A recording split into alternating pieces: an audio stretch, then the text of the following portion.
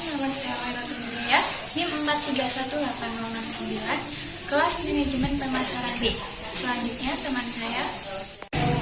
Perkenalkan, nama saya Alifatul Umah, NIM 4318015. Saya dari kelas manajemen pemasaran B.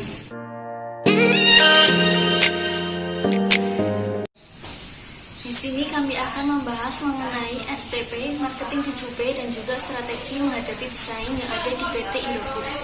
Siapa yang tidak mengenal mengenai PT Indofood? PT Indofood sendiri telah memproduksi barang yang diminati dan dikenal banyak orang.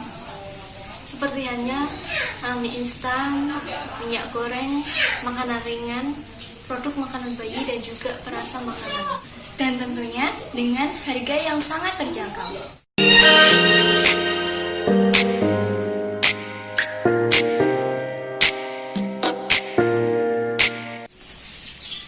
Yang pertama ada STP, yaitu segmentasi. Segmentasi adalah proses membagi pasar menjadi bagian-bagian yang lebih kecil berdasarkan karakteristik yang memiliki nilai. Melalui segmentasi pasar, aktivitas pemasaran bisa dilaksanakan sesuai dengan rencana dan memperoleh hasil yang maksimal untuk memberikan kepuasan konsumen. Selanjutnya ada pola segmentasi pasar. Yang pertama, preferensi homogen. Preferensi homogen merupakan pola yang menunjukkan bahwa konsumen memiliki preferensi yang sama terhadap produk yang ditawarkan. Yang kedua, ada preferensi yang menyebar. Preferensi yang menyebar merupakan pola yang menunjukkan bahwa konsumen memiliki preferensi yang beragam terhadap produk yang ditawarkan. Yang ketiga ada preferensi yang mengelompok. Preferensi yang mengelompok merupakan pola yang menunjukkan bahwa konsumen memiliki preferensi yang berkelompok-kelompok, di mana konsumen tersebut berada dalam satu kelompok memiliki kesamaan preferensi. Selanjutnya ada dasar segmentasi. Dasar segmentasi ini ada 3. Yang pertama adalah segmentasi geografi. Segmentasi geografi dilakukan berdasarkan faktor geografinya, seperti daerah asal atau tempat tinggal konsumen. Yang kedua ada demografi segmentasi. Demografi segmentasi ini dilakukan berdasarkan variabel usia, jenis kelamin, dan pekerjaan konsumen. Yang ketiga ada psychographic segmentation. Pada psychographic segmentation ini dilakukan berdasarkan pada karakteristik setiap konsumen, seperti kepribadian, motivasi, persepsi, minat, dan sikap. Selanjutnya ada 5 syarat segmentasi. 5 syarat segmentasi tersebut antara lain yang pertama itu terukur. Terukur artinya segmentasi harus dapat membantu perusahaan dalam mengukur potensi pasar, daya beli konsumen, serta ukuran alokasi sumber daya.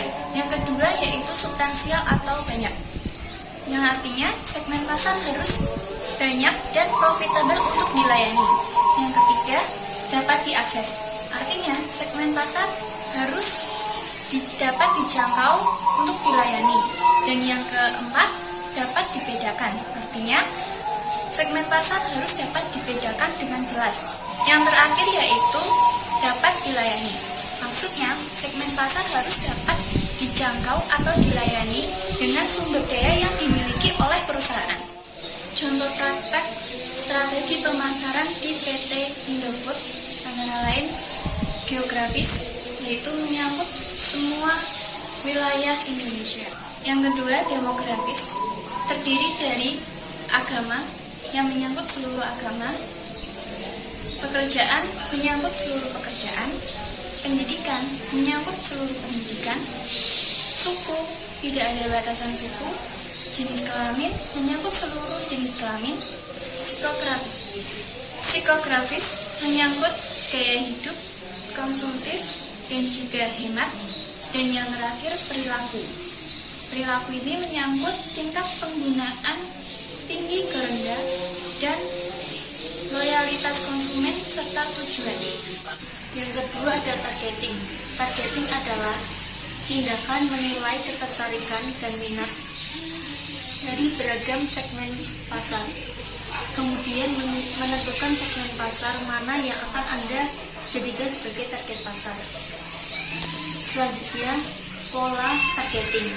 Pola targeting ini terdiri dari 5. Yang pertama, single segment concentration adalah perusahaan memilih satu segmen saja, namun konsentrasi di satu segmen mempunyai potensi resiko yang cukup besar, sehingga alasan inilah yang mendasari perusahaan untuk memilih lebih dari satu segmen.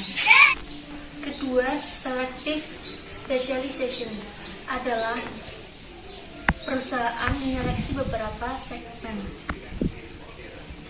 Segmen yang dipilih mungkin tidak saling berhubungan atau membentuk sinergi, namun masing-masing segmen menjanjikan uang.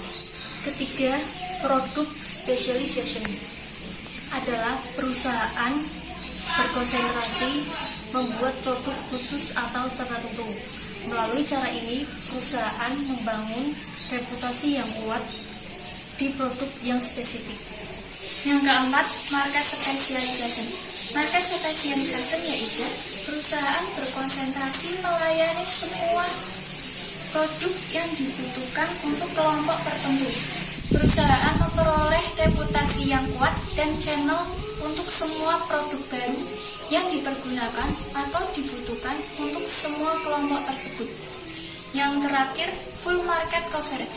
Full market coverage yaitu perusahaan berusaha melayani semua kelompok untuk memperoleh produk yang dibutuhkan. Contoh praktik targeting PT Indofood. Produk Indomie memiliki target pasar untuk semua umur kecuali balita. Untuk menjangkau semua umur, PT Indofood melakukan inovasi variasi produk mie instan, yaitu Indomie goreng dan rebus. Ketiga, positioning. Positioning atau penempatan produk merupakan upaya untuk menempatkan posisi produk dalam menghadapi persaingan. Faktor-faktor dalam positioning ada 5. Yang pertama, kreatif. Kedua, komunikasi yang sederhana dan jelas. Ketiga, konsisten. Keempat, kata-kata yang mudah dihafal konsumen. Kelima, bahasa yang mudah dipahami. Contoh praktik positioning dalam PT Indofood. PT Indofood berhasil menanamkan dalam benak konsumen, khususnya produk Indomie, yaitu mie Indomie adalah mie Indonesia dengan cita rasa kepulauan dari berbagai daerah sesuai dengan tagline-nya, Indomie seleraku. Yang kedua, mie instan yang praktis dikonsumsi bisa juga dengan lauk.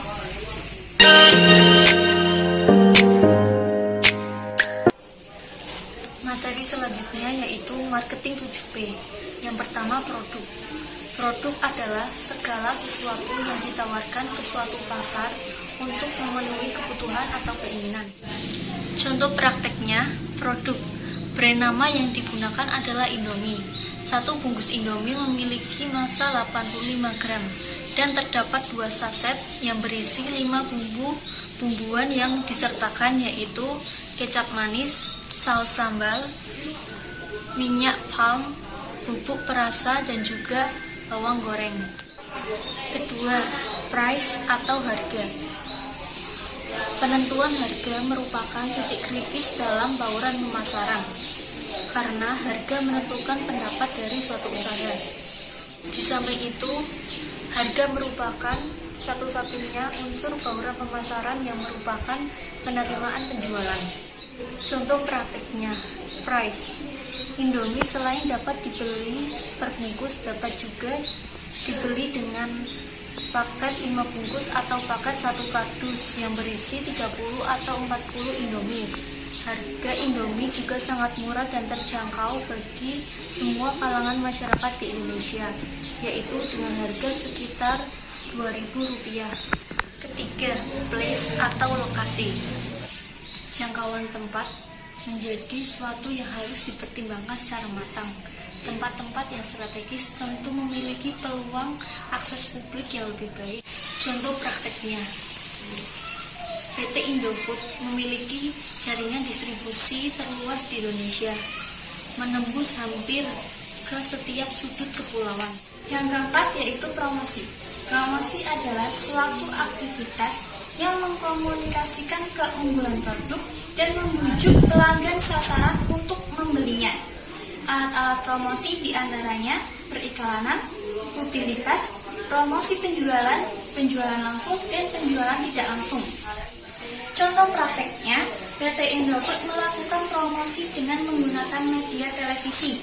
Selain dengan media elektronik, PT Indofood juga menjadikan Indomie sebagai sponsor acara-acara besar, baik yang disiarkan melalui televisi maupun tidak. Selain itu, PT Indofood juga menggelar event-event untuk menarik perhatian masyarakat dan menanamkan citra baik bagi perusahaan. Yang kelima yaitu people atau sumber daya manusia. Sumber daya manusia merupakan aset utama perusahaan. Sumber daya manusia yaitu semua pelaku yang memainkan peranan dalam menyediakan produk sehingga dapat mempengaruhi persepsi masyarakat. Contoh praktiknya, PT Indofood menempatkan SPG di berbagai outlet yang menjual produk Indomie. Selain itu, PT Indofood juga memberikan pelayanan customer service di PES Pulsa. Yang keenam yaitu proses. Proses merupakan gabungan semua aktivitas pada umumnya seperti prosedur, jadwal pekerjaan, mekanisme, dan aktivitas hingga sampai tangan konsumen. Contoh prakteknya, dalam produk Indomie yang diproduksi PT Indofood memiliki penjamin mutu. Hal ini terlihat dari label komposisi yang berada di belakang kemasan bungkus Indomie, disertai dengan tanggal pembuatan dan tanggal kadaluarsa. Yang terakhir yaitu physical evidence atau bukti fisik perusahaan. Elemen dari physical evidence yaitu seluruh aspek fasilitas fisik dari perusahaan, baik atribut eksterior maupun interior, dan hal yang berwujud lainnya. Contoh prakteknya, untuk memberikan kenyamanan dan kepercayaan kepada konsumen, PT Indofood memiliki pabrik untuk produksi yang memadai dengan mesin-mesin yang canggih.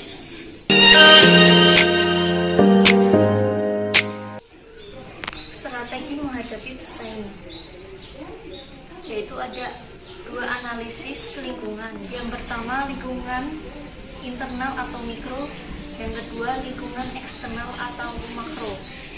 Pada lingkungan internal atau mikro terdiri dari 5. Yang pertama konsumen. Konsumen Indomie tidak hanya ada di Indonesia saja, tetapi sudah sampai di luar negeri yaitu Australia. Yang kedua pesaing. Salah satu kompetitor Indomie adalah mie sedap.